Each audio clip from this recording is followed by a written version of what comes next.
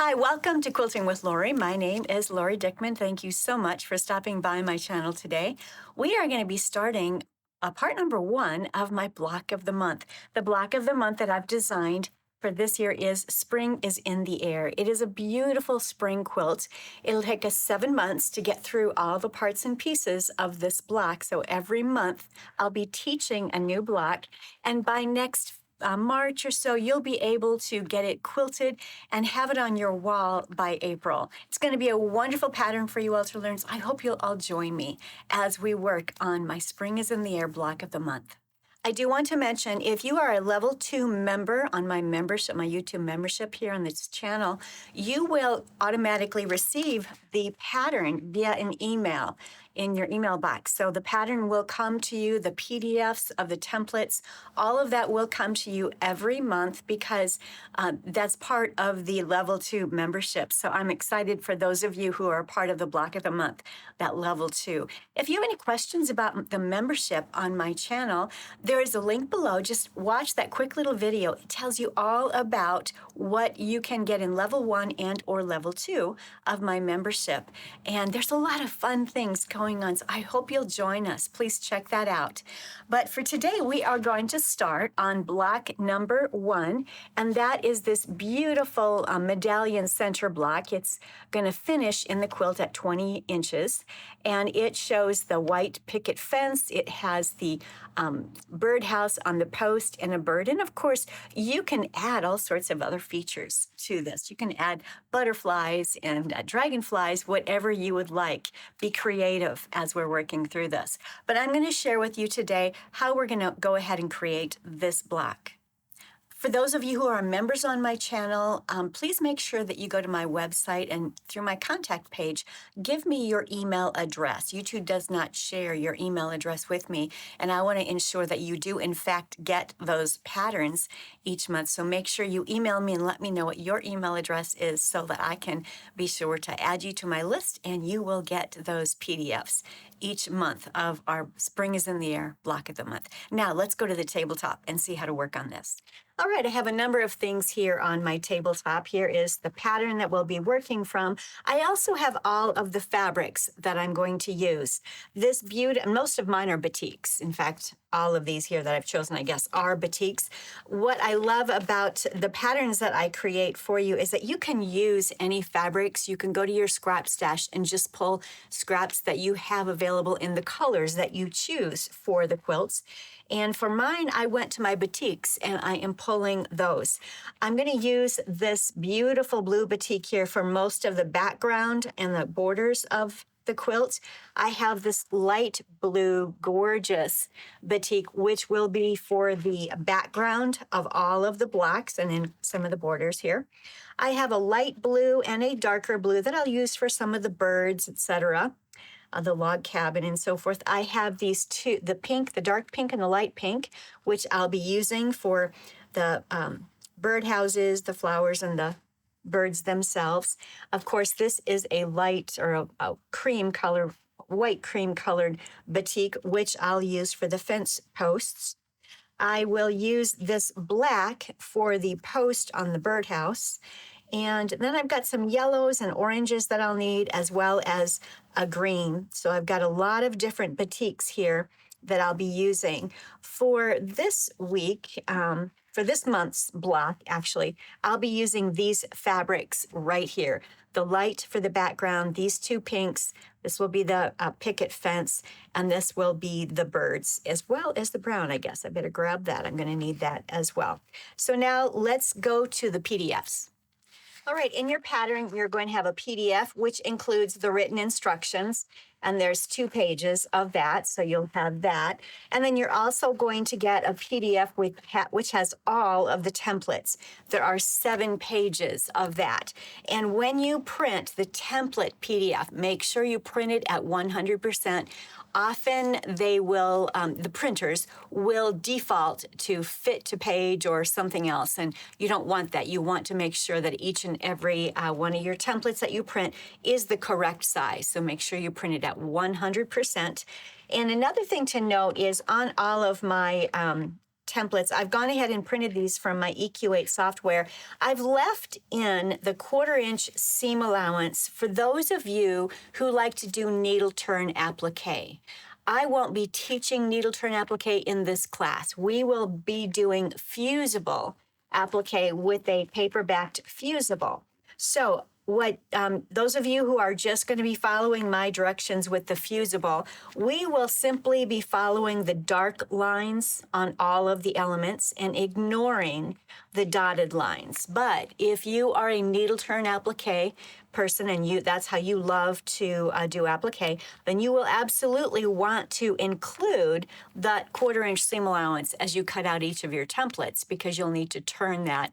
That's part of the needle turn applique. So, all right, so once you have printed out your templates, then make sure you don't actually cut them out of the paper.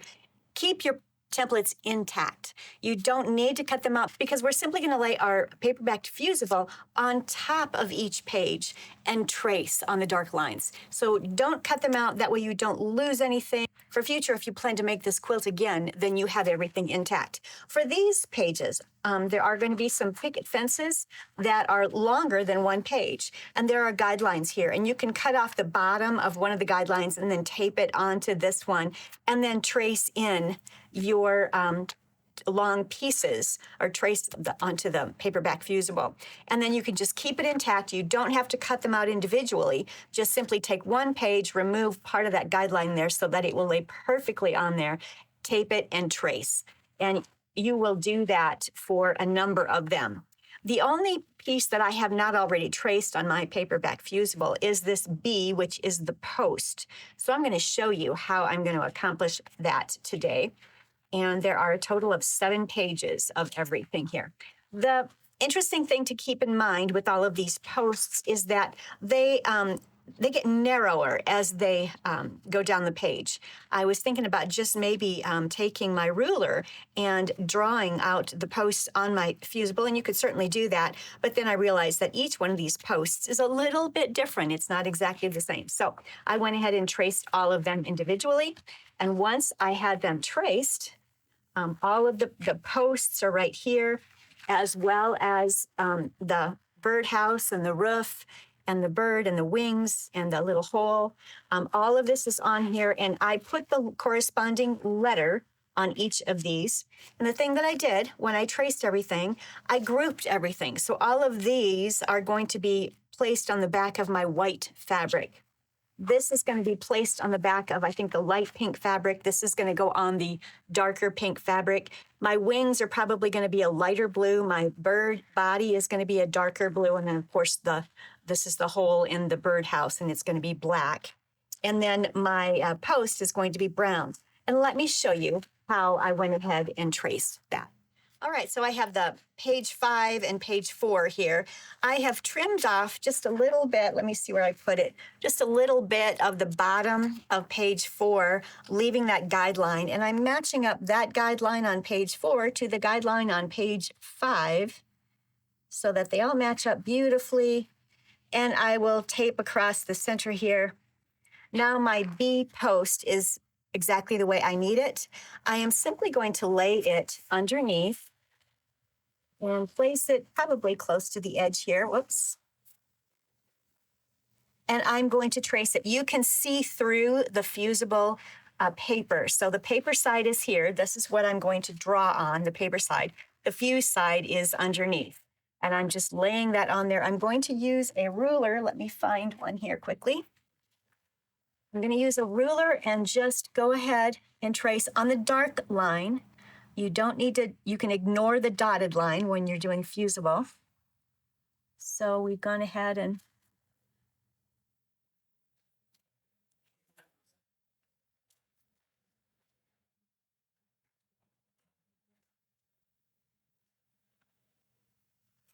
there we go.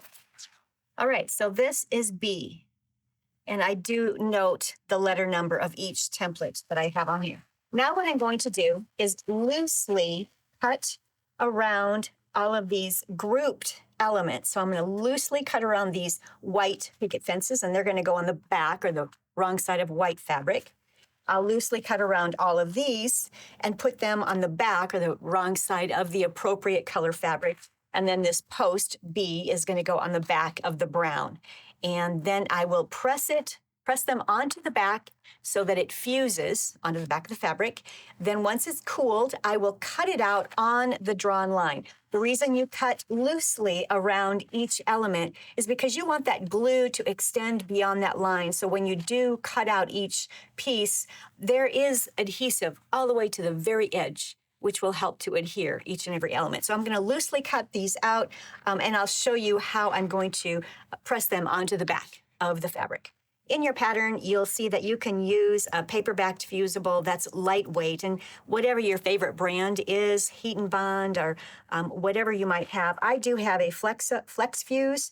I get this off Amazon, and it is a lightweight fuse, and I like to use something that's very lightweight so that you don't have as much glue on your blocks as you're creating this. So that's a little bit about the fusible paper. Now, what I have here, I've gone ahead and fused all of my parts and pieces onto the back of the appropriate fabric. And of course, often with batiks, there isn't a right or wrong. This one, it's not really a batik, I guess, so there is a wrong side that I put the bird onto. So always make sure that you fuse onto the wrong side of the fabric. So once you cut it out, the correct color will be showing it on the top of your quilt. What I did for this little round hole in the birdhouse, I just went to my scrap stash and grabbed a 2-inch black fabric instead of cutting into black. So that's how I accomplished that. And then I have all of my other parts and pieces here. You'll notice my wings, I have both of them drawn here. And when I talked about loosely cutting around them, you'll see here that I did not cut near the lines. I want that adhesive to extend beyond the lines. So now that it's cool and I'll cut on the lines, I will for sure have adhesive that goes all the way to the very edge of each and every template. So that's what I meant by cutting loosely around each of these elements. That's how I did it. This is the birdhouse, there's the bird roof, and so forth. And here is where I loosely cut out the segments of my posts for the picket fence. And I grouped them so that they would fit on this piece of fabric. And again, on this one, it's either side is right or wrong. It doesn't matter. So now that they're on here, they're fused and they're cool, I'm going to cut them out. I've already cut out my post. I have cut out my little birdhouse with the black hole.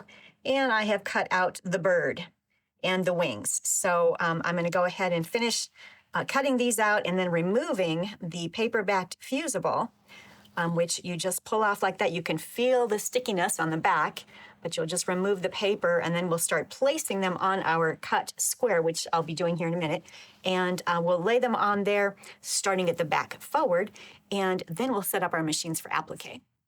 I have cut out my 21.5-inch square, my background square, out of this lovely blue batik. And I've cut it an inch larger. It will be trimmed down to 20.5 inches after we've appliqued. But often when you applique quite a bit on a square, it reduces it in size because of all of the applique. So I cut it an inch larger, 21.5 inches. And then we will be trimming it down. So the one thing you're going to want to do when you start laying this out, keeping in mind that you are going to be removing about half an inch all the way around, you'll want to start laying out your pieces. I still have the paper on all of these. I have them marked here with the letter, and I'm following the key code right here. The first thing I laid down was my brown post and then my little birdhouse here. And I'm trying to make sure that my outside posts are sort of exactly where I want them so that they're even on each side. And then I'm trying to make sure everything is even throughout the center. I'm putting this, I have a mat with lines on it underneath, and that kind of helps me to identify that things are going straight. But I have to go ahead and remove the paper off of each of these and then flip it over and lay it on there. But for the time being, this is how I've gone ahead and laid them all out. And again, keep in mind that you are going to be trimming this up to 20.5 inches when you've got everything appliqued. You'll notice that I've placed this all on a mat here so that I can take it over to my ironing board. I don't have an iron mat that's large enough that I can press it right here. So I'm going to take this over and I'll very carefully slip it onto my ironing board and press it when I'm at that stage. Right now I've gone ahead and taken the paper off of each one of these and flipped them over and placed them where I wanted them, keeping in mind there's about a 1/2 inch of fabric that's going to be cut off all the way around once it's appliqued. And then I've added these J and K. K, I haven't taken the paper off of K yet, but this will kind of tell you how far apart everything needs to be. And then you can kind of take a look in between everything and just see if everything is lined up the way you want it, if you need things to move around a little bit. Now is the time to make sure that everything is where you want it placed. Once you've pressed it to this background fabric, it's permanent. So make sure of that. And then I'm going to go ahead and just remove the paper from this, flip it around and place it on there. Another thing to keep in mind, when I laid J across here, I could very easily see the post coming through that brown fabric. So I took another piece of fabric and just laid it on top there. And when I fuse this down, it will fuse to that, and that will give it a couple of layers so that you're not seeing that brown so easily. I'm doing the same here. I'm just laying a piece of that post fabric on there so that when I do take this paper off and lay it on there, you're not going to see that brown post so much. I am going to add another bird. I think that we just need some more activity up here. So I'm going to add another bird up here. And I might do the bird in a completely different color. I'm not sure yet. But I'm going to go ahead and get everything. I'm going to flip this and press it. I'm going to get another bird cut out and ready to go. And when I'm happy and when you are happy with the placement of everything, then go ahead and press. Now, your birdhouse can be on this side of your quilt or in the center if you want it to be there. You could add more birds. You could add butterflies. You could add ladybugs. That would be cute, wouldn't it, to have ladybugs and things crawling around on those posts? There's so much you could do. So be creative and have fun. I have everything pressed on the background square here. So all of the posts, etc., are all pressed. I did add another bird, and I wanted the bird to fly in the opposite direction. So all I did was took my template page, flipped it over and traced the wings, and I guess I did the bird without the tracing. I just flipped through it, but that allowed me to have a bird going in the opposite direction. And then I traced that onto my fusible paper.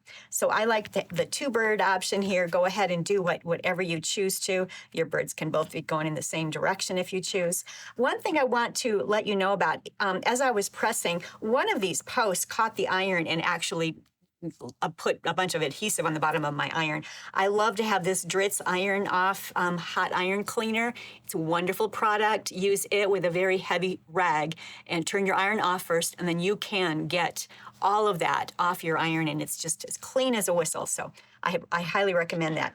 Now, I'm going to start appliquing. I'm going to set up my machine, but I'm noticing this white picket fence is very light, and you can't see it very well on that very light blue background. So what I'm going to do, instead of, and I brought all of my threads here that I plan to do my applique with. I was going to applique with white, but I'm going to go up and get my gray thread. I want a gray thread that I will applique around each of these posts so that, or picket fence, so that you can actually see it. I want it to stand out. I was considering just doing a straight stitch, but I might on these posts or picket fence, I might do, I don't know, a blanket stitch or something, maybe a decorative stitch, something that makes it stand out a little bit more. For the rest of this, I'm going to use the brown to do this birdhouse post. I'm going to make sure you can see all of this. And then for this house, I think I'm going to need to go up and get a different pink. This one doesn't match. It has too much peach in it. So I'm going to need a light pink and then a darker pink and a light blue. No, that one's too bright. I think I need a different blue for that, and a darker blue. And I am going to probably just do a straight stitch around all of these. I also have black for this hole right here for the birdhouse hole. So I'm going to get my sewing machine set up for that. I'm going to run up and get some more thread that will match properly. You can use contrasting thread. Maybe you'd like to use a dark gray or a black thread throughout the whole thing and just make it one color, and then everything is uniform, everything is appliqued with one color thread. Totally up to you. This is your quilt. You have fun. Do with it what you'd like to do. I am using a beautiful polyester rayon thread, and let's see, it's 100 polyester embroidery thread is actually what it is. This came from Thread and Fabric Art Supplies. I have just dozens and dozens of these these thread spools in so many different colors. So typically when I applique, I'm able to match the color fabric that I'm using quite closely with the thread. The other thing that I'm going to do, and you're welcome to do this, I have found that this helps as I'm appliquing. I have something called the PLF 36 fusible interfacing. This is a very, very lightweight interfacing that you use for garment construction. But what I like to do is cut a piece that actually is the size of my block, and I will fuse it to the back of that block. And what this is going to do is give that piece of fabric some stability so that as I'm appliquing, the fabric itself doesn't get sucked down into the machine when I'm appliquing. I'm not sure if that's ever happened to you all, but that has happened to me at times, especially if my background fabric is very thin. And I do have a thin light blue batik fabric for my background. So I am going to cut some of this fusible Pellon fabric. It's for garment construction. I'm going to cut it into the size that I'll need, and I'll make sure I've got a strip down here as well. And I will fuse it to the back of this block so that when I take this to applique, it will have stability. So that's what the purpose of this is for. PLF 36. Make sure you can see it there. PLF 36 fusible interfacing. It's a lightweight interfacing. So I brought you close here so that you can kind of see what I've done. I've used a dark gray thread and just a simple blanket stitch all the way around this post here. You'll notice that in what I did for my stitch width, I'm at 2.5. But when I got up to this area here, I didn't want these stitches coming into the post to intersect with one another. And so I started reducing it 2 point and then down to 1.5 point in width. I didn't do, it's kind of sloppy there. I think I'll get better as I continue working across here on each of the posts. But that's how I did that. I just kept reducing my stitch width by a point. So from 2.5 to 2.0 to 1.5 and kept it at 1.5 coming back this way, and then 2.0, and then brought it back up to 2.5 and continued around. I did break off in between these posts because these are boards that are going to cross on the front side of the fence, so I will actually applique all the way around those separately. I didn't finish this off very well. I think I'm going to try and fix that. I don't like all of that thread right there. But that's how I am working this. I love the fact that I did place that very lightweight, fusible interfacing on the back of this block because it lays beautifully for me to quilt. It lays beautifully for me to applique, so I'm quite pleased with that. Now I'm going to continue. I'm using a dark gray for all of the picket fence. I'm using a dark brown here, and then I grabbed this really bright fuchsia colored thread that I'm going to use for this entire pink birdhouse, and I think it will accent this very pale pink here nicely. And then of course black, and then what I've grabbed here is a dark kind of a soldier blue, if you will, for the two birds. And I've grabbed this beautiful blue here. It's a darker blue than these wings, but I think it will accent them since they're so light. So that's what I plan to do on all of my applique. And I'll bring it back and show it to you. I think it's kind of boring to watch somebody applique, but I just want to make sure I show you exactly what I did and how I accomplished that. I have my block finished, so I have everything appliqued. All of the picket fence has been appliqued. I used a blanket stitch on all of the picket fence. I used the blanket stitch on this birdhouse with that bright pink thread. And then I simply used an edge stitch, a straight stitch around the brown post, around the black hole, and around the bird and so forth. I probably could have put some eyes on there. It just occurred to me as I'm looking at it right now, I might go back and stitch a little eye in both of the birds here. You could, if you wanted to, use a fancy stitch on your machine and create what might look like screws where this piece of wood here attaches to the post behind them. That might be interesting. So that's another option for you. And then, of course, you can add ladybugs and dragonflies, whatever you'd like.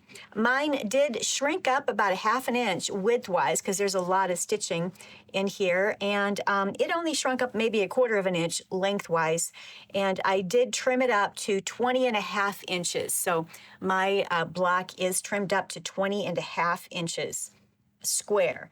And so it is ready to go, other than these eyes. I believe I'm going to make sure I get those eyes on there. And I can't wait to work on next month's block. So for month number 2, we are going to be working on this block right here. It's an adorable little bird, kind of a wacky looking bird. We're going to make 3 of those blocks. And I'm going to make one in pink, one in a deep blue, and one in a light blue. Of course, you're going to make these in any color fabrics that you have chosen, either from your scraps or maybe you have a favorite fabric line that you'd like to use. But that's what we'll be working on next month. Probably the first or second week out of the month, we'll be doing that. So next month, we'll see you to work on block number 2, and we'll make 3 of those blocks. Those of you who are in level 2 of my membership, make sure you take pictures of the blocks that you complete. Go out to my Facebook group page, Quilting with Lori, Scrap Up Your Stash, and post pictures in that group page so that everybody can see what your block is looking like. So until next time, have a wonderful week and happy quilting.